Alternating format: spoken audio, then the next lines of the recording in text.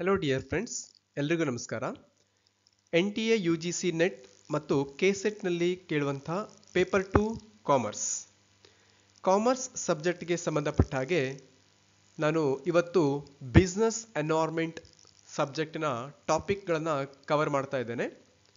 ಹಾಗಾಗಿ ಯಾರೆಲ್ಲ ನಮ್ಮ ಒಂದು ವಿಡಿಯೋನ ನೋಡ್ತಾ ಇದ್ದೀರಾ, ದಯವಿಟ್ಟು ಈ ಒಂದು ವಿಡಿಯೋನ ಬೇರೆಯವ್ರಿಗೂ ಕೂಡ ಶೇರ್ ಮಾಡಿ, ನೀವು ಕೂಡ ಸಬ್ಸ್ಕ್ರೈಬ್ ಮಾಡ್ಕೊಳ್ಳಿ ಮತ್ತು ಬೆಲ್ ಐಕಾನ್ಗಳನ್ನು ಪ್ರೆಸ್ ಮಾಡುವ ಮುಖಾಂತರದಲ್ಲಿ ನಾವು ಕೊಡುವಂಥ ಲೇಟೆಸ್ಟ್ ವಿಡಿಯೋಗಳ ಅಪ್ಡೇಟ್ಗಳನ್ನು ನಿಮಗೆ ಆದಷ್ಟು ಬೇಗ ಬಂದುಬಿಟ್ಟು ರೀಚ್ ಆಗೋ ಹಾಗೆ ನೀವು ಮಾಡ್ಕೊಳ್ಬೇಕು. ಮತ್ತು ಲೈಕ್ಸ್ ಅನ್ನು ಮಾಡಿ. ಕೊನೆಯಲ್ಲಿ ನಿಮಗೋಸ್ಕರ ಇಂಪಾರ್ಟೆಂಟ್ ಕ್ವಶನ್ ಅನ್ನು ಕೂಡ ಕೊಟ್ಟಿರ್ತೇನೆ. ದಯವಿಟ್ಟು ವಿಡಿಯೋನ ಯಾರೂ ಕೂಡ ಸ್ಕಿಪ್ ಮಾಡ್ದೇನೆ ಸಂಪೂರ್ಣವಾದಂಥ ವಿಡಿಯೋನ ನೋಡಿದರೆ ಮಾತ್ರ ಬಿಸ್ನೆಸ್ ಎನ್ವೈರ್ಮೆಂಟಲ್ಲಿ ಕೇಳುವಂಥ ಪ್ರತಿ ಕ್ವಶನ್ಗಳು ಕೂಡ ನೀವು ಆನ್ಸರ್ನ ಈಸಿಯಾಗಿ ಮಾಡುವಂಥ ಒಂದು ಟೆಕ್ನಿಕನ್ನು ಕೂಡ ನಿಮಗೆ ಹೇಳ್ಕೊಟ್ಟಿರ್ತೇನೆ ಇಲ್ಲಿ. ಹಾಗಾಗಿ ಕೊನೆಯಲ್ಲಿ ಏನು ಕ್ವಶನ್ ಕೇಳಿದ್ದೇನೆ ಅದಕ್ಕೆ ನೀವು ದಯವಿಟ್ಟು ಆನ್ಸರ್ ಮಾಡಿ ಕಮೆಂಟ್ ಬಾಕ್ಸಲ್ಲಿ. ಹಾಗಾದರೆ ಯಾಕಿನ್ ತಡ, ನಾವು ಪೇಪರ್ನ ಸ್ಟಾರ್ಟ್ ಮಾಡೋಣ ಬನ್ನಿ. ಹಲೋ ಡಿಯರ್ ಫ್ರೆಂಡ್ಸ್, ಇವತ್ತು ನಾವು UGC ನೆಟ್ ಮತ್ತು KSET ಈ ಎಕ್ಸಾಮಲ್ಲಿ ಕಾಮರ್ಸ್ ರಿಲೇಟೆಡ್ ಯಾವುದೆಲ್ಲ ಟಾಪಿಕ್ಸ್ಗಳಿದೆ ಹೇಳೋದನ್ನ ನೋಡೋದಾದರೆ, ನಾವಿಲ್ಲಿ chapter 3 business environment, a very important topic for KSET and UGC net. Business environment ಈ ಒಂದು ಟಾಪಿಕಲ್ಲಿ ಸಾಮಾನ್ಯವಾಗಿ 3ರಿಂದ 5 ಕ್ವೆಶನ್ನ ಕೇಳ್ತಾರೆ. ತುಂಬ ಈಸಿ ಇರುತ್ತೆ ಮತ್ತು ಕಾನ್ಸೆಪ್ಟನ್ನು ನೀವು ಅಂಡರ್ಸ್ಟ್ಯಾಂಡ್ ಮಾಡ್ಕೊಂಡಿದ್ದರೆ 3ರಿಂದ 5 ಕ್ವಶನ್ಗಳಿಗೂ ಕೂಡ, ಅಂದರೆ 5 ಕ್ವಶನ್ ಕೇಳಿದರೆ 5 ಕ್ವಶನ್ಗಳು ಕೂಡ ನೀವು ಈಸಿಯಾಗಿ ಆನ್ಸರ್ನ ಮಾಡಬಹುದು. ಹಾಗಾದರೆ very important concept, business environment ಕಾನ್ಸೆಪ್ಟಲ್ಲಿ ಯಾವುದೆಲ್ಲ ಕಾನ್ಸೆಪ್ಟ್ಗಳು ಕವರ್ ಆಗಿರುತ್ತೆ, ಯಾವ ಕಾನ್ಸೆಪ್ಟ್ಗಳ ಮೇಲೆ ಕ್ವಶನ್ನ ಕೇಳ್ತಾರೆ ಹೇಳುವಂಥದ್ದು ತುಂಬ ಇಂಪಾರ್ಟೆಂಟ್ ಆಗಿರುತ್ತೆ. ಸೊ ಪ್ರತಿಯೊಂದು ಕಾನ್ಸೆಪ್ಟನ್ನು ಕೂಡ ನಾನು ಈ ಒಂದು ಚಾಪ್ಟರ್ 3 ಬಿಸ್ನೆಸ್ ಎನ್ವೈರ್ಮೆಂಟಲ್ಲಿ ಡಿಸ್ಕಸ್ ಮಾಡಿರ್ತೇನೆ. ಸೊ ಬಿಸ್ನೆಸ್ ಎನ್ವೈರ್ಮೆಂಟನ್ನು ನಾನು ಸಾಮಾನ್ಯವಾಗಿ 3ರಿಂದ 4 ವಿಡಿಯೋನ ಮಾಡ್ತಾ ಇದ್ದೇನೆ ಇವಾಗ ಇಲ್ಲಿ. ಸೊ ಇದು ಪ್ರಥಮ ವಿಡಿಯೋ ಆಗಿರೋದ್ರಿಂದ ಯಾರೆಲ್ಲ ಈ ಒಂದು ವಿಡಿಯೋನ ನೋಡ್ತಾ ಇದ್ದೀರಾ ದಯವಿಟ್ಟು ಸಬ್ಸ್ಕ್ರೈಬ್ ಮಾಡ್ಕೊಳ್ಳಿ ಪ್ರಥಮವಾಗಿ. ಅದೇ ರೀತಿಯಲ್ಲಿ ಬೆಲ್ ಐಕಾನ್ನ ಪ್ರೆಸ್ ಮಾಡುವಂತಹ ಮುಖಾಂತರದಲ್ಲಿ ಮುಂದೆ ನಾನು ಹಾಕಿರುವಂಥ ಎಲ್ಲ ವಿಡಿಯೋನು ಕೂಡ ನೀವು ತೆಗೆದುಕೊಳ್ಬೇಕಾಗಿ ನಾನು ಹೇಳ್ತಾ ಇದ್ದೇನೆ. ಅದೇ ರೀತಿಯಲ್ಲಿ ಇನ್ನೊಬ್ಬರಿಗೂ ಕೂಡ ಶೇರ್ ಮಾಡಿಕೊಂಡು ಅವರಿಗೂ ಕೂಡ ನಾಲೆಜನ್ನು ಸಿಗೋ ಹಾಗೆ ನೀವು ಮಾಡಬೇಕು.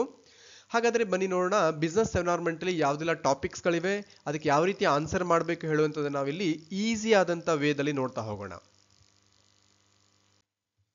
First of all, we are going to discussing what is business environment. So here, the meaning of the business environment. The business environment refers to all the external and internal factors that affects how a business operates. ನೋಡಿ ನಾವಿಲ್ಲಿ ಏನು ನೋಡ್ತೀವಿ ಅಂತಾರೆ, business environment ಅಂದರೆ ಏನು ಅಂತ ನೋಡೋದಾದ್ರೆ, so it will be influence on the some factors. So what are that factors? ಹಾಗಾದ್ರೆ ಯಾವುದೆಲ್ಲ ಫ್ಯಾಕ್ಟರ್ಸ್ಗಳ ಮೇಲೆ ಈ ಬಿಸ್ನೆಸ್ ಹೇಳುವಂಥದ್ದು ಇನ್ಫ್ಲುಯೆನ್ಸ್ ಆಗುತ್ತೆ ಅಂತ ಹೇಳಿದ್ರೆ, ಎಕ್ಸ್ಟರ್ನಲ್ ಫ್ಯಾಕ್ಟರ್ಸ್ ಮತ್ತು ಇಂಟರ್ನಲ್ ಫ್ಯಾಕ್ಟರ್ಸ್ಗಳ ಮೇಲೆ ಇದು ಇನ್ಫ್ಲುಯೆನ್ಸ್ ಆಗ್ತಾ ಹೋಗುತ್ತೆ. ಹಾಗಾದ್ರೆ ಯಾವುದೆಲ್ಲ ಇದು ಎಕ್ಸ್ಟರ್ನಲ್ ಫ್ಯಾಕ್ಟರ್ಸ್ ಮತ್ತು ಇಂಟರ್ನಲ್ ಫ್ಯಾಕ್ಟರ್ಸ್ ಅಂತ ನೋಡೋದಾದ್ರೆ, there are 2 types of environment. 2 ರೀತಿಯಲ್ಲಿ ನಾವು ಎನ್ವೈರ್ಮೆಂಟ್ ಅನ್ನು ನೋಡ್ತೇವೆ. ಒಂದು ಎಕ್ಸ್ಟರ್ನಲ್ ಎನ್ವೈರ್ಮೆಂಟ್ ಮತ್ತು ಇಂಟರ್ನಲ್ ಎನ್ವೈರ್ಮೆಂಟ್ ಅಂತ ಬರುವಂಥದ್ದು. ಹಾಗಾದ್ರೆ ಎಕ್ಸ್ಟರ್ನಲ್ ಎನ್ವೈರ್ಮೆಂಟ್ಗಳಲ್ಲಿ ಏನೆಲ್ಲ ಇನ್ಕ್ಲೂಡ್ ಆಗುತ್ತೆ ಅಂತ ಹೇಳಿ ನೋಡೋದಾದ್ರೆ, see here economic and political or legal environment ಅಂತ ನೋಡ್ತೇವೆ, ಡೆಮೋಗ್ರಾಫಿಕ್ ಎನ್ವೈರ್ಮೆಂಟ್ ಅನ್ನು ನೋಡ್ತೇವೆ, ಸೋಷಿಯಲ್ ಎನ್ವೈರ್ಮೆಂಟ್ ಅಂತ ನೋಡ್ತೇವೆ, ಕಾಂಪಿಟೇಟಿವ್ ಎನ್ವೈರ್ಮೆಂಟ್ ಅಂತ ನೋಡುವಂಥದ್ದು, global environment and finally technological environment. So these are all the external environment. ನಮ್ಗೆ ಇಲ್ಲಿ ಕ್ವಶನ್ಸ್ ಹೇಗೆ ಕೇಳ್ತಾರೆ ಅಂತಂದ್ರೆ, ಎಕ್ಸ್ಟರ್ನಲ್ ಫ್ಯಾಕ್ಟರ್ಸ್ಗಳನ್ನ ಅಥವಾ ಎಕ್ಸ್ಟರ್ನಲ್ ಎನ್ವೈರ್ಮೆಂಟ್ ಅನ್ನು ಕೂಡ ಕೊಟ್ಟಿರ್ತಾರೆ ಮತ್ತು ಇಂಟರ್ನಲ್ ಎನ್ವೈರ್ಮೆಂಟ್ ಅನ್ನು ಕೂಡ ಕೊಟ್ಟಿರ್ತಾರೆ. ಹಾಗಾದ್ರೆ ಯಾವುದು ಎಕ್ಸ್ಟರ್ನಲ್ ಎನ್ವೈರ್ಮೆಂಟ್ ಮತ್ತು ಯಾವುದು ಇಂಟರ್ನಲ್ ಎನ್ವೈರ್ಮೆಂಟ್ ಹೇಳೋದನ್ನ ನೀವು ಇಲ್ಲಿ ಫೈಂಡ್ ಔಟ್ ಮಾಡಬೇಕಾಗುತ್ತೆ. ಆ ರೀತಿಯಲ್ಲೂ ಕೂಡ ಕ್ವಶನ್ಗಳನ್ನ ಕೇಳ್ತಾರೆ.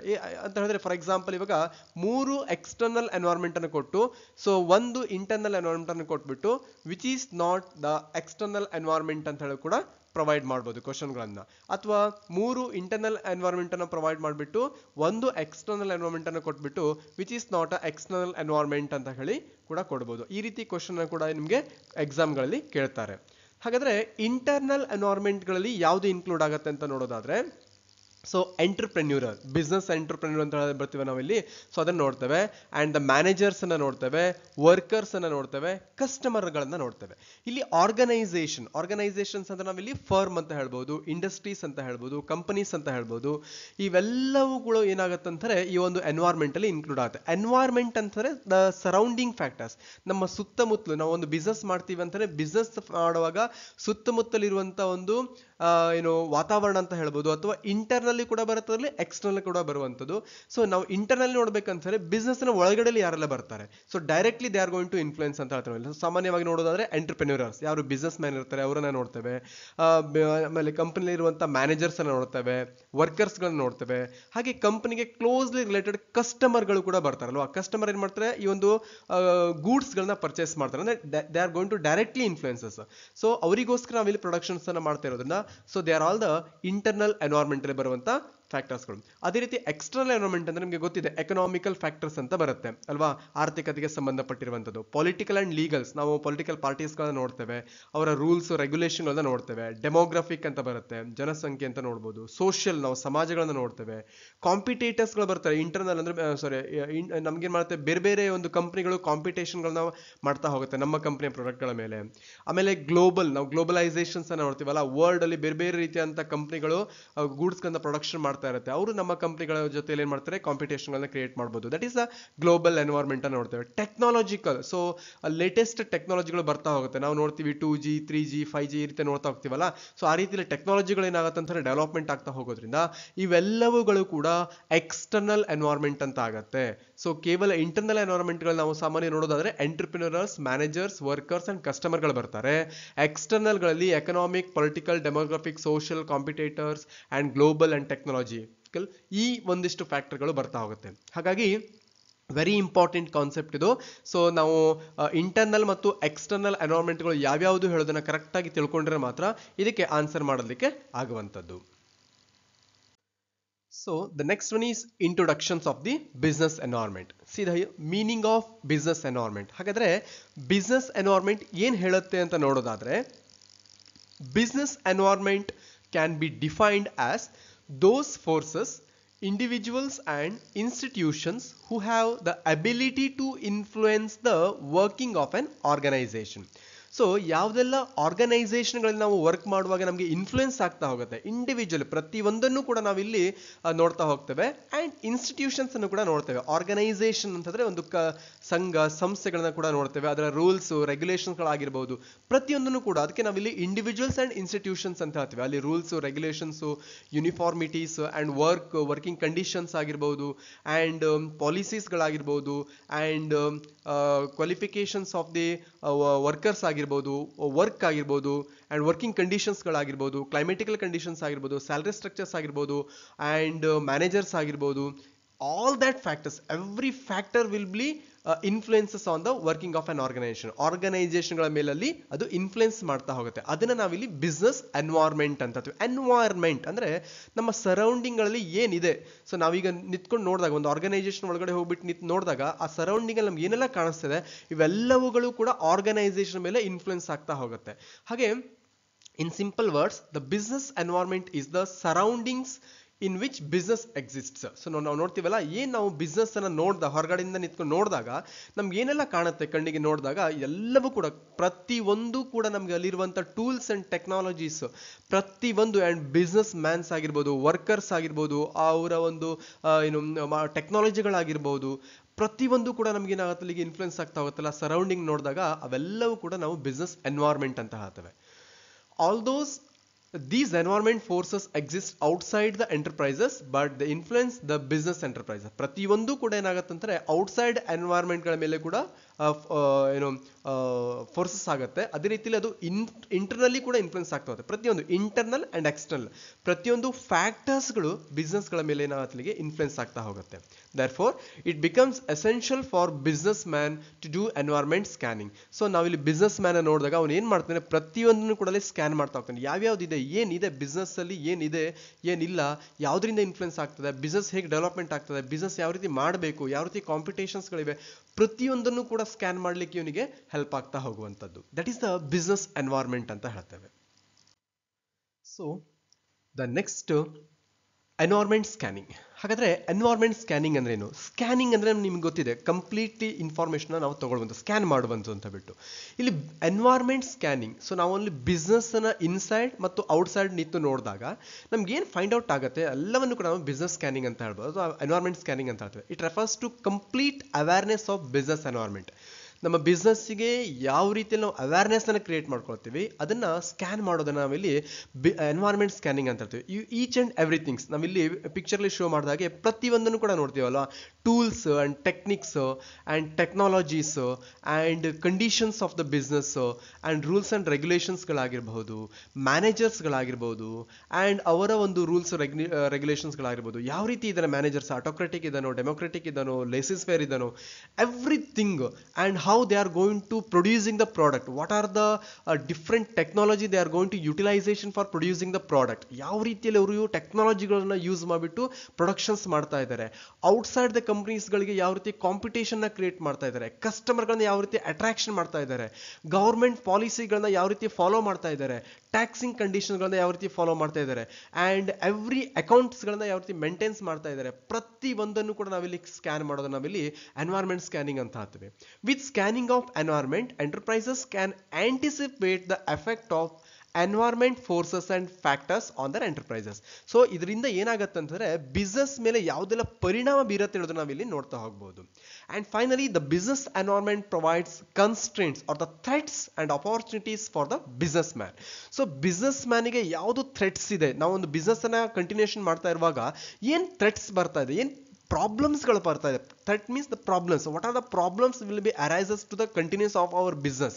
ನಮ್ಮ ಬಿಸ್ನೆಸ್ ಅನ್ನು ಕಂಟಿನ್ಯೂಷನ್ ಮಾಡ್ಕೊಳ್ಳುವಂತ ಹೋಗ್ಲಿಕ್ಕೆ ಏನ್ ಥ್ರೆಟ್ಸ್ ಆಗ್ತಾ ಇದೆ, and what are the opportunities, how we are going to build our business in the globalization. ನಮ್ಮ ಬಿಸ್ನೆಸ್ ಅನ್ನ ಎಕ್ಸ್ಪೋರ್ಟ್ ಮಾಡಬೇಕು ಗ್ಲೋಬಲೈಸೇಷನ್ಗೆ, ಅದಕ್ಕೆ ನಮ್ಗೆ ಏನೆಲ್ಲ ಬೇಕು ಹೇಳಿದ್ರೆ ನಮ್ಗೆ ಏನಾಗುತ್ತೆ, ಬಿಸ್ನೆಸ್ ಎನ್ವೈರ್ಮೆಂಟ್ಗಳನ್ನ ಸ್ಕ್ಯಾನ್ ಮಾಡಿದಾಗ ನಮ್ಗಿಲ್ಲಿ ಗೊತ್ತಾಗ್ತಾ ಹೋಗುತ್ತೆ. So you know the SWOT analysis, right? So ನಿಮಗೆ SWOT analysis ಗಳ ಬಗ್ಗೆ ಗೊತ್ತಿದೆ ಆಲ್ರೆಡಿ. SWOT ಅಂತಂದ್ರೆ SWOT, that means the strength, weakness, opportunities and the threats. So it will affected on every business firm. ನಾವು ಪ್ರತಿ ಬಿಸ್ನೆಸ್ ಫರ್ಮ್ ಅನ್ನ ನೋಡಿದಾಗ ಅದು ಯಾವ ರೀತಿ ಡೆವಲಪ್ಮೆಂಟ್ ಆಗ್ತದೆ ಹೇಳೋದು ಅದರ ಒಂದು SWOT ಅನಾಲಿಸಿಸ್ ಗಳ ಮೇಲೆ ಡಿಪೆಂಡ್ ಆಗಿರುವಂತದ್ದು. ಹಾಗಾದ್ರೆ ಬಿಸ್ನೆಸ್ ಇನ ಒಂದು ಸ್ಟ್ರೆಂತ್ ಏನು ಅಂತ ಹೇಳಿ ನೋಡೋದಾದ್ರೆ, things your company dos well. ಯಾವ ಒಂದು ವಿಷಯದಲ್ಲಿ ನಿಮ್ಮ ಕಂಪನಿ ಚೆನ್ನಾಗಿ ವರ್ಕ್ ಮಾಡುತ್ತೆ ಅದು ಅವರ ಕಂಪನಿಯ ಸ್ಟ್ರೆಂತ್ ಆಗಿರುತ್ತೆ. And qualities that separate you from your competitors. ನಿಮ್ಮ ಕಾಂಪಿಟೇಟರ್ಸ್ ಗಳಿಗೆ ನೀವು ಯಾವ ರೀತಿ ಸಪರೇಟ್ ಆಗಿ ನೀವು ಪ್ರೊಡಕ್ಷನ್ಸ್ ಮಾಡ್ತಾ ಇದ್ದೀರಾ, ಸೊ ಕಾಂಪಿಟೇಷನ್ ಗಳನ್ನ ಕ್ರಿಯೇಟ್ ಮಾಡ್ತಾ ಇದ್ದೀರಾ, ಕಸ್ಟಮರ್ ಗಳನ್ನ ಯಾವ ರೀತಿ ಅಟ್ರಾಕ್ಷನ್ ಮಾಡ್ತಾ ಇದ್ದೀರಾ, ಇವೆಲ್ಲವೂ ಕೂಡ ಏನಾಗುತ್ತೆ ಕ್ವಾಲಿಟೀಸ್ ಅಂತ ಹೇಳ್ಬಿಟ್ಟು ಬರುವಂತದ್ದು. And the internal resources such as skilled and knowledgeable staff. You know about when we are going to appointing the staffs to the organization or the companies, you have to find out what are the different type of the skills and experiences and the knowledges are there in your staffs. You are going to searching when we are going to recruiting the staffs ಅಲ್ವಾ. ನೀವು staffs ಗಳನ್ನ recruitment ಅನ್ನ ಮಾಡ್ಕೊಳ್ತಾ ಹೋಗುವಾಗ ಅವರ skill ಗಳನ್ನ, ಅವರ knowledge ಗಳನ್ನ, ಅವರ ಅಬಿಲಿಟೀಸ್ ಗಳನ್ನ ಎಲ್ಲವನ್ನು ಕೂಡ ಫೈಂಡ್ ಔಟ್ ಮಾಡಿರ್ತೀರ. a good knowledge and the experienced knowledge employees and the skilled employees are the very good strength for the every organization. ಇದು ಕಂಪನಿಗಳಲ್ಲಿ ಪ್ರೊಡಕ್ಷನ್ಸ್ ಗಳನ್ನ ಮ್ಯಾಕ್ಸಿಮೈಸ್ ಮಾಡಲಿಕ್ಕೆ ಅಂಡ್ ಇನ್ ಟೈಮ್ ಗಳಲ್ಲಿ ಪ್ರೊಡಕ್ಷನ್ ಗಳನ್ನ ಮ್ಯಾಕ್ಸಿಮೈಸ್ ಮಾಡಿಬಿಟ್ಟು ಕಸ್ಟಮರ್ಗೆ ರೀಚ್ ಮಾಡಲಿಕ್ಕೆ ಇದು ತುಂಬಾ ಸ್ಟ್ರೆಂಥಬಲ್ ಆಗಿರುತ್ತೆ.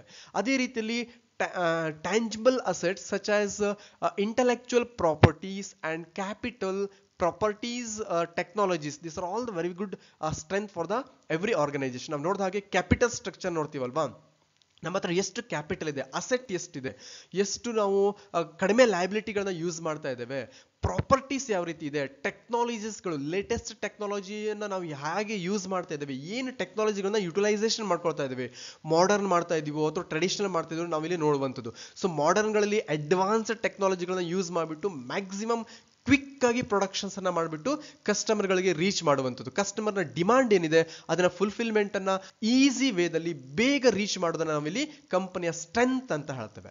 And the next is weakness ಅನ್ನ ನೋಡೋದಾದ್ರೆ, things your company lakhs. So ಯಾವುದು ನಮ್ಮ ಕಂಪನಿಯಲ್ಲಿ ಇಲ್ಲ ಅಂತ ನೋಡ್ತೇವೆ. ಸಾಮಾನ್ಯವಾಗಿ ನಾವು ನೋಡೋದಾದ್ರೆ ಕಾಂಪಿಟೇಷನ್ಸ್ ಅನ್ನ ಮಾಡುವಾಗ ಕಸ್ಟಮರ್ಗಳು ನಮಗೆ ಏನ್ ಮಾಡ್ತಾರೆ, ಆರ್ಡರ್ಸ್ಗಳನ್ನ ಪ್ರೊವೈಡ್ ಮಾಡ್ತಾರೆ. ಆ ಆರ್ಡರ್ಸ್ಗಳನ್ನ ನಮಗೆ ಇನ್ ಟೈಮಲ್ಲಿ ಪ್ರೊವೈಡ್ ಮಾಡ್ಲಿಕ್ಕೆ ಆಗೋದಿಲ್ಲ. ಯಾಕೆ ಆಗೋದಿಲ್ಲ? ಬಿಕಾಸ್ ನಮ್ಮಲ್ಲಿ ಗುಡ್ ಸ್ಟ್ರೆಂತ್ ಇರುವಂಥ ಒಂದು ಸ್ಟಾಫ್ಸ್ಗಳಿಲ್ಲ, ತುಂಬ ಕಡಿಮೆ ಸ್ಟಾಫ್ಸ್ ಇದ್ದಾರೆ, ಸ್ಕಿಲ್ಡ್ ಎಂಪ್ಲಾಯೀಸ್ಗಳು ಇಲ್ಲ, ಅದೇ ರೀತಿಲಿ ಲೇಟೆಸ್ಟ್ ಟೆಕ್ನಾಲಜಿ ಇರುವಂಥ ಮಷಿನರಿಗಳಿಲ್ವಾ, ಇವೆಲ್ಲವುಗಳು ಕೂಡ ನಮಗೆ ವೀಕ್ನೆಸ್ ಆಗ್ತಾ ಹೋಗುತ್ತೆ. ಯಾಕಂದರೆ ನಾವು ಕಾಂಪಿಟೇಷನ್ ಮಾಡ್ಲಿಕ್ಕೆ ಆಗೋದಿಲ್ಲ. And things your competitors do better than you. ನಿಮ್ಮ ಕಾಂಪಿಟೇಟರ್ಸ್ ಅಂತಂದರೆ ಬೇರೆ ಕಂಪನಿಗಳು ಸೊ ನಿಮಗಿಂತ ಬೇಗ ಮತ್ತು ಬೆಟರ್ ಆಗಿ ಮತ್ತು ಕ್ವಾಲಿಟಿ ಓರಿಯೆಂಟೆಡ್ ಅಲ್ಲಿ ಪ್ರೊಡಕ್ಷನ್ ಅನ್ನ ಮಾಡಿಬಿಟ್ಟು ಕಸ್ಟಮರ್ಗೆ ರೀಚ್ ಮಾಡ್ತಿದ್ದಾರೆ. ಅದು ನಿಮ್ಮ ಹತ್ರ ಮಾಡ್ಲಿಕ್ಕೆ ಆಗ್ತಿಲ್ಲ. That is your weakness of the organisations ಅಂತ ಹೇಳ್ಬೋದು. ಆ್ಯಂಡ್ ರಿಸೋರ್ಸಸ್ ಲಿಮಿಟೇಷನ್ಸ್, ತುಂಬ ಕಡಿಮೆ ರಿಸೋರ್ಸಸ್ ಇದೆ ನಿಮ್ಮ ಹತ್ರ. ಸೊ ಏನು ಮೆನ್ ಮಟೀರಿಯಲ್ಸ್ ಅಂತ ನಾವು ನೋಡ್ತೀವಲ್ವಾ, ಅಂದರೆ ಹ್ಯೂಮನ್ ರಿಸೋರ್ಸಸ್ ಕಡಿಮೆ ಇರುತ್ತೆ, ಮಟೀರಿಯಲ್ಸ್ಗಳು ಕಡಿಮೆ ಇರುತ್ತೆ, ಮಷಿನರಿಗಳು ಕಡಿಮೆ ಇರುತ್ತೆ, ಮತ್ತು ಟ್ರೆಡಿಷನಲ್ ಮಷಿನರಿಗಳನ್ನ, ಸಾಂಪ್ರದಾಯಿಕವಾದಂಥ ಮಷಿನರಿನ ಯೂಸ್ ಮಾಡ್ತಾ ಇದ್ರೆ ಅದು ಕೂಡ ಕಂಪನಿಯ ಒಂದು ವೀಕ್ನೆಸ್ ಅಂತ ಹೇಳಿ ಬರುವಂಥದ್ದು. And unclear unique selling proportions, ನಾವು ನೋಡೋದಾದ್ರೆ ಇಲ್ಲಿ ಏನು ಯೂನಿಕ್ ಸೆಲ್ಲಿಂಗ್ ಅಂದರೆ ನಾವು ಬೇಗ ಬೇಗ ಸೆಲ್ ಮಾಡ್ಲಿಕ್ಕೆ ಆಗ್ತಾ ಇಲ್ಲ, ತುಂಬ ಕಡಿಮೆ ಸೇಲ್ಸ್ ಅನ್ನ ಮಾಡ್ತೇವೆ. Because we are not producing the too much of the product in time. So in ಟೈಮಲ್ಲಿ ನಮಗೆ ಪ್ರೊಡಕ್ಷನ್ನ ಜಾಸ್ತಿ ಮಾಡ್ಲಿಕ್ಕೆ ಆಗ್ತಾ ಇಲ್ಲ. ಹಾಗಾಗಿ ಏನಾಗುತ್ತೆ, ಇದೆಲ್ಲವೂ ಕೂಡ ನಮಗೆ ವೀಕ್ನೆಸ್ ಅಂತ ಹೇಳ್ಬಿಟ್ಟು ಬರುವಂಥದ್ದು. And the next one is opportunities of the organisations ಅಂತ ನೋಡೋದಾದ್ರೆ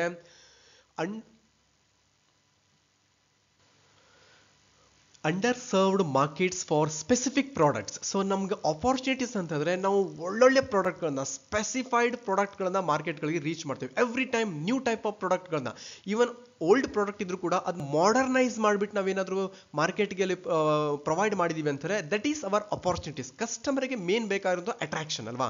ಸೊ ಕಸ್ಟಮರ್ ಪ್ರಾಡಕ್ಟನ್ನು ಅಟ್ರಾಕ್ಟ್ ಮಾಡ್ಕೊಂಡಿದ್ದಾರೆ ಅಂತಂದರೆ they are going to purchasing the product. So ಆ ರೀತಿ ನಾವು ಅಟ್ರಾಕ್ಷನ್ಸನ್ನು ಪ್ರೊವೈಡ್ ಮಾಡುವಂಥದ್ದು. Then few competitors in your area. So ನೀವು ಪ್ರೊಡಕ್ಷನ್ ಮಾಡ್ತಿರುವಂಥ ಪ್ರಾಡಕ್ಟನ್ನು ತುಂಬ ಕಂಪನೀಸ್ಗಳು ಪ್ರೊಡಕ್ಷನ್ ಮಾಡ್ತಾ ಇರೋದಿಲ್ಲ. That is your opportunities. ಹಾಗಾಗಿ ನೀವು ಬೇಗ ಬೇಗ ಪ್ರೊಡಕ್ಷನ್ಸ್ ಮಾಡಿಬಿಟ್ಟು ಏನು ಮಾಡ್ಬೋದು, ಮಾರ್ಕೆಟ್ಗಳಿಗೆ ರೀಚ್ ಮಾಡ್ಬೋದು. ನಿಮ್ಗೆ ಯಾವುದೇ ರೀತಿ ಕೂಡ ಕಾಂಪಿಟೇಟರ್ಸ್ ಮ್ಯಾಕ್ಸಿಮಮ್ ಇಲ್ಲ, ತುಂಬ ಕಡಿಮೆ ಕಾಂಪಿಟೇಟರ್ಸ್ ಇದ್ದಾರೆ. ದಟ್ ಈಸ್ ಯುವರ್ ಅಪಾರ್ಚುನಿಟೀಸ್ ಅಂತ ಕೂಡ ನಾವು ಹೇಳ್ತೇವೆ. ಅದೇ ರೀತಿಯಲ್ಲಿ emerging need for your product or services, ತುಂಬ ಎಮರ್ಜಿಂಗ್. ಸೊ ಏನಾದರೂ ಪ್ರಾಡಕ್ಟ್ ನೀವು ರೀಚ್ ಮಾಡಬೇಕು ಅಂತ ಹೇಳಿದ್ರೆ ಸೊ ಬೇಗ ಪ್ರೊಡಕ್ಷನ್ ಮಾಡಿಬಿಟ್ಟು ನೀವಲ್ಲಿ ಕಸ್ಟಮರ್ಗೆ ಪ್ರೊವೈಡ್ ಮಾಡ್ಬೋದು. And press media coverage of your companies. ಪ್ರೆಸ್ಗಳಾಗಿರ್ಬೋದು, ಮೀಡಿಯಾಗಳಾಗಿರ್ಬೋದು ಏನು ಮಾಡುತ್ತೆ, ನಿಮ್ಮ ಕಂಪನಿ ಪ್ರಾಡಕ್ಟನ್ನು ಏನು ಮಾಡ್ತಾರೆ, ಅಲ್ಲಿಗೆ ಕವರೇಜನ್ನು ಕೊಡ್ತಾರೆ, ಕಸ್ಟಮರಿಗೆ ಅದನ್ನ ಸೆಂಡ್ ಮಾಡ್ತಾರೆ. ಆ ರೀತಿಯಲ್ಲಿ ಏನು ಮಾಡ್ತಾರೆ ಅಂತಂದರೆ ನಿಮಗೊಂದು ಅಪಾರ್ಚುನಿಟೀಸ್ಗಳಲ್ಲಿ ಸಿಗ್ತಾ ಹೋಗುವಂಥದ್ದು. And the final one is threats of the companies. What are that threats? ಹಾಗಾದರೆ ಪ್ರಾಬ್ಲಮ್ಸ್ಗಳು ಏನು ಅಂತ ನೋಡೋದಾದರೆ ಎಮರ್ಜಿಂಗ್ ಕಾಂಪಿಟೇಟರ್ಸ್. ಸೊ ತುಂಬ ಏನು ಕಾಂಪಿಟೇಟರ್ಸ್ ಟೈಟ್ ಇದ್ದಾರೆ, ಸಿಕ್ಕಾಪಟ್ಟೆ ಕಾಂಪಿಟೇಟರ್ಸ್ ಇರೋದು ನಿಮಗೆ ಒಂದು ಥ್ರೆಟ್ಸ್ ಆಗಿ ಬರ್ಬೋದು. ನಿಮ್ಮದೇ ಸೇಮ್ ಪ್ರಾಡಕ್ಟನ್ನು ಏನು ಮಾಡ್ತಾರೆ, ಅವರು ಕೂಡ ಕಂಪನಿಯಲ್ಲಿ ಪ್ರೊಡಕ್ಷನ್ ಮಾಡ್ತಾ ಇದ್ದಾರೆ. ಅದು ಕಸ್ಟಮರ್ಗೆ ಏನಾಗುತ್ತೆ, ಅಟ್ರಾಕ್ಷನ್ ಮಾಡ್ಕೊಳ್ಳುವಾಗ ಸ್ವಲ್ಪ ಡಿಲೇ ಆಗ್ಬೋದು ಅಥವಾ ಪ್ರಾಬ್ಲಮ್ಸ್ ಆಗ್ಬೋದು. ಯಾವ ಪ್ರಾಡಕ್ಟನ್ನು ಪರ್ಚೇಸ್ ಮಾಡಬೇಕು ಅನ್ನೋದವರಿಗೆ ಸೊ ಅಲ್ಲಿ ಪ್ರಾಬ್ಲಮ್ಸ್ ಕ್ರಿಯೇಟ್ ಮಾಡುವಂಥದ್ದು ಒಂದು emerging competitors of the threats ಅಂತ ಹೇಳ್ಬೋದು. And changing regulatory environment. So ಎನ್ವೈರ್ಮೆಂಟ್ಗಳಲ್ಲಿ ರೆಗ್ಯುಲೇಷನ್, ರೂಲ್ಸ್ ರೆಗ್ಯುಲೇಷನ್, ನಾವು ಪಾಲಿಸೀಸ್ಗಳನ್ನ ನೋಡ್ತಾ ಹೋಗ್ತಲ್ಲ. ಸೊ ನ್ಯೂ ಪೊಲಿಟಿಕಲ್ಸ್ ಪಾರ್ಟಿಗಳು ಬಂದಾಗ ಸೊ ಏನಾಗುತ್ತೆ, ಅವರ ಒಂದು ರೂಲ್ಸ್ ರೆಗ್ಯುಲೇಷನ್ಸ್ಗಳನ್ನ ಏನು ಮಾಡ್ತಾರೆ, ಚೇಂಜಸ್ ಮಾಡ್ತಾ ಹೋಗ್ತಾರೆ. ನಾವು ನೋಡ್ತೀವಿ ಮೊದಲೆಲ್ಲ ಜಿ ಎಸ್ ಟಿಗಳಿರಲಿಲ್ಲ, ಇವಾಗ ಜಿ ಎಸ್ ಟಿಗಳು ಬಂದಿದೆ. ಜಿ ಎಸ್ ಟಿಗಳಲ್ಲೂ ಕೂಡ ಏನಾಗುತ್ತೆ, C G S T, S G S T, I G S T ಅಂತ ಬಿಟ್ಟು ಏನು ಮಾಡ್ತಾರೆ, ಸಪ್ರೇಟ್ ಆಗಿ ಅದನ್ನ ಪಾಲಿಸಿಗಳನ್ನ ಕ್ರಿಯೇಟ್ ಮಾಡ್ಕೊಂಡಾಗ ಸೊ ಕಾಂಪಿಟೇಷನ್ಗಳನ್ನ ಕೊಡ್ಲಿಕ್ಕೆ ನಮಗೆ ಸ್ವಲ್ಪ ಪ್ರಾಬ್ಲಮ್ ಆಗುವಂಥದ್ದು. ಅಥವಾ ಇಂಪೋರ್ಟ್ ಮತ್ತು ಎಕ್ಸ್ಪೋರ್ಟ್ ಡ್ಯೂಟೀಸ್ಗಳೇನಾದರೂ ಚೇಂಜಸ್ಗಳನ್ನ ಮಾಡ್ಕೊಂಡಾಗ್ಲೂ ಕೂಡ ಏನಾಗುತ್ತೆ, ಪ್ರಾಬ್ಲಮ್ಸ್ ಆಗುತ್ತೆ. ಅಥವಾ ಪ್ರೊಡಕ್ಷನ್ಸ್ ಆಫ್ ದಿ ಪ್ರಾಡಕ್ಟ್, ನಾವೊಂದು ವಸ್ತುವನ್ನ ಪ್ರೊಡಕ್ಷನ್ ಮಾಡ್ಕೊಳ್ಳುವಾಗ ಅದಕ್ಕೆ ಇಷ್ಟೇ ನೀವು ಪ್ರೊಡಕ್ಷನ್ ಮಾಡಬೇಕು ಅಂತ ಹೇಳ್ಬಿಟ್ಟು ಏನಾದರೂ ನಮಗೆ ರೂಲ್ಸ್ ಅನ್ನು ತಂದ್ಬಿಟ್ರೆ ಸೊ ಅದು ಕೂಡ ಏನಾಗುತ್ತೆ, ಅಲ್ಲಿಗೆ ಥ್ರೆಟ್ಸ್ ಅಂತ ಬರುವಂಥದ್ದು. Then negative press media coverages. So ಏನಾದರೂ ಒಂದು ಸಣ್ಣ ಫಾಲ್ಟ್ ಸಿಕ್ತು ಅಂತ ಹೇಳಿದ್ರೆ ಪ್ರೊಡಕ್ಷನ್ಸ್ ಮಾಡುವಾಗ ಅಥವಾ ಪ್ರಾಡಕ್ಟ್ನಲ್ಲಿ ಏನಾದರೂ ಒಂದು ಪ್ರಾಡಕ್ಟ್ ಏನಾದರೂ ಪ್ರಾಬ್ಲಮ್ಸ್ ಆಯಿತು ಕಸ್ಟಮರ್ಗಳಿಗೆ ರೀಚ್ ಆದಾಗ ಅಂತ ಹೇಳಿದ್ರೆ ಸೊ ಮೀಡಿಯಾಗಳೇನಾಗುತ್ತೆ ಅದ್ರ ಬಗ್ಗೆ ಸೊ ನೆಗೆಟಿವ್ ಇಂಪ್ರೆಷನ್ನ ಮಾಡ್ತಾ ಹೋಗುತ್ತೆ. ಅದು ಕೂಡ ಏನಾಗುತ್ತೆ, ಅಲ್ಲಿಗೆ ಒಂದು ಥ್ರೆಟ್ಸ್ ಆಗಿ ಬರುವಂಥದ್ದು. And changing customer attitude towards your companies. Customer ಏನು ಮಾಡ್ತಾರೆ, ಸೇಮ್ ಪ್ರಾಡಕ್ಟನ್ನು ಪ್ರಾಡಕ್ಟನ್ನು ಯುಟಿಲೈಸೇಷನ್ ಮಾಡ್ತಾ ಇರ್ತಾರೆ, ಬಳಸ್ಕೊಳ್ತಾ ಇರ್ತಾರೆ.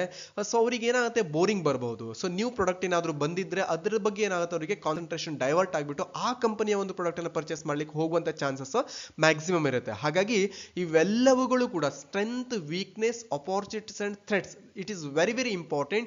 ನಿಮಗೆ ಒಂದು ಕ್ವಶನ್ಸ್ ಅನ್ನ ಸ್ವೋಟ್ ಅನಾಲಿಸಿಸ್ಗಳ ಮೇಲೆ ಕೇಳ್ತಾರೆ ಬಿಸ್ನೆಸ್ ಎನ್ವೈರ್ಮೆಂಟ್ ಅಲ್ಲಿ. ಹಾಗಾಗಿ ಸ್ವೋಟ್ ಅನಾಲಿಸಿಸ್ಗಳ ಮೇಲೆ ಮ್ಯಾಕ್ಸಿಮಮ್ ಕಾನ್ಸಂಟ್ರೇಷನ್ ಮಾಡಿಬಿಟ್ಟು ನೀವೇನು ಮಾಡಬೇಕು, ಅಲ್ಲಿಗೆ ಇಂಪಾರ್ಟೆನ್ಸ್ ಅನ್ನ ಪ್ರೊವೈಡ್ ಮಾಡಬೇಕಾಗತ್ತೆ. ಓಕೆ.